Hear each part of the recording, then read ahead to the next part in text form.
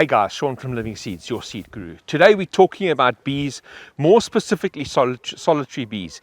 Everyone is going on about that we need to protect the honeybee and how important the honeybee is, and there's very little focus that's put onto solitary bees. South Africa has over 500 species of bee.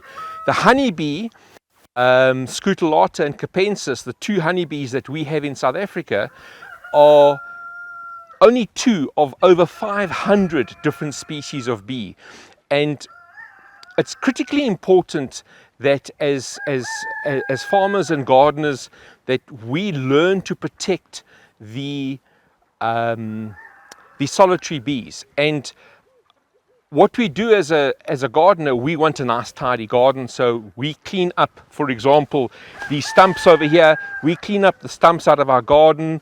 We take away any dead trees or dead branches. We tend to sweep things up and take it to the dump. And what's happening is you're limiting the habitat or the environment that these solitary bees can sleep in, nest in, hibernate in, etc. And I'm going to show you today what we do on Living Seeds Farm and how we help to provide a hospitable environment for solitary bees.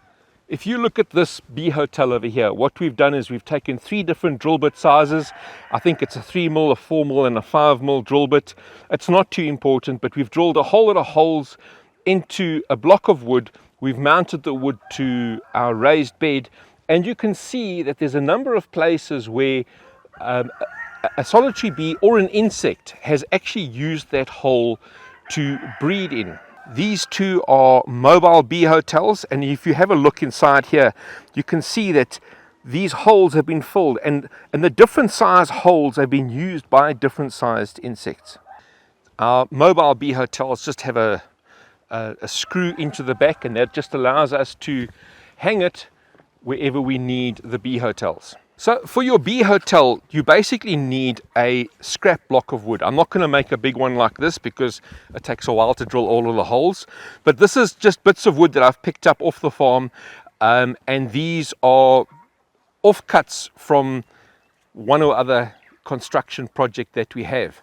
The most important thing that you need to remember about your bee hotel, and this is where a lot of people go wrong with the bee hotels, is that the holes for the bee hotel have to be slightly upward slanting. Okay?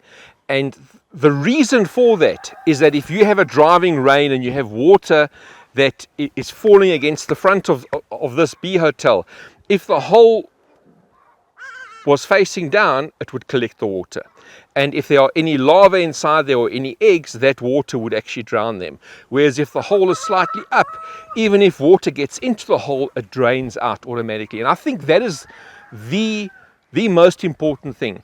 One of the most common questions that we have is, can we use treated wood? Personally, I wouldn't use CCA treated wood. The wood that we use on Living Seeds Farm is untreated wood.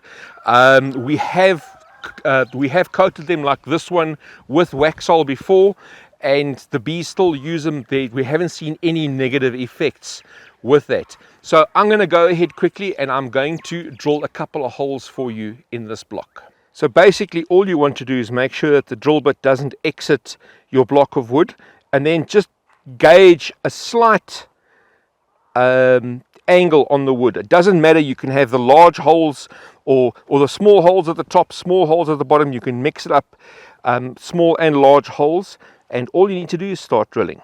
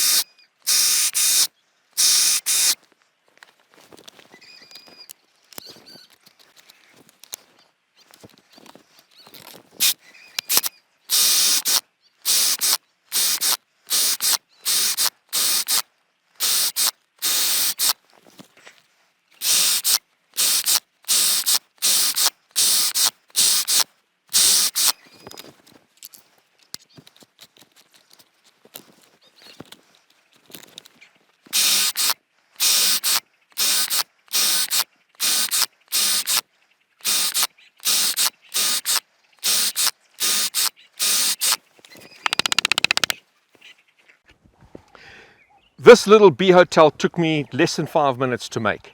And it's a very simple little project. It is so important for you to have some form of nesting place for solitary bees in your garden. So what you can do, like this stump over here, you can see we've buried an old stump. There's natural holes, there's natural cracks, and what you'll find is that you'll find a whole host of insects. And it's not just the solitary bees, but you'll find bugs, you'll find wasps, you'll find beetles. Caterpillar larvae will metamorphosize inside these cracks. There's a whole lot of things that'll use your solitary bee hotels and old stumps in your garden. I really want to encourage you guys, please, to put up at least 1, if not 20 solitary bee hotels or bug hotels in your garden. It really, really does wonders for the environment. Your bug hotel doesn't have to be a block of wood. You can make a project with your children where you make a little house. You put in broken shards of clay pots, you put in some bamboo pieces, you put in bundles of grass, little sticks. There's a whole variety of things that you can do. Anything that little insects can use to find a home, to rest overnight, to lay their eggs, to metamorphosize from one part of their life to the next. Guys, it is so important. It really, really is important that you provide a home for the insects that look after your garden. So one of the questions that we have about our bee hotels is the orientation. Must they be north facing or south facing? I would suggest don't have them south facing, but west facing, north facing, or east facing. We've run experiments on these mobile ones, and we haven't really seen much of a difference unless they were facing south. And the reason for that, well, I think the reason for that is if they're south facing, they normally, and we're in the southern hemisphere, if they're south facing, they are blocked from the sunlight, so they don't warm up. And what happens is that the bees or whichever insects are utilizing the bug hotel don't like the cold aspect of where they've been placed. Whereas if they're west or north or east facing, they receive some form of sunlight, and that radiant heat actually helps the block to warm up. So one of the other questions that we have is that, or not questions, but one of the most important aspects of inviting insects into your garden is less than 2% of the insects in your garden are actually pests. 98% are beneficial, or they have zero consequence to the plants that are growing in your food garden or even in your flower garden. And what you want to do is you want to provide a home, you want to provide a hospitable environment for those insects so that they feel comfortable in your garden.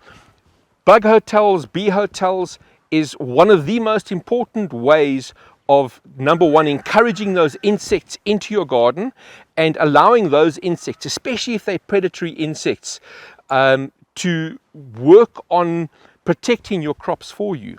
One of the other benefits as well is that you actually have a halo effect. So if you are encouraging all of these insects into your garden and you're running an organic garden, what happens is that halo effect actually spills over into the neighboring properties. And what you'll find is that if you have a neighbor that has constant issues with some kind of pests, if you are encouraging a population of predatory insects in your garden, they will need to spray less in their garden. They might not have the same mindset as you, but if you can help them out without them even knowing that you're helping them out, it's one of the ways that you're actually helping to reduce the spraying of pesticides, herbicides, or any other kind of killercide in your garden. Guys, please subscribe to our channel over here. There's a whole host of videos on this side over here. Enjoy them.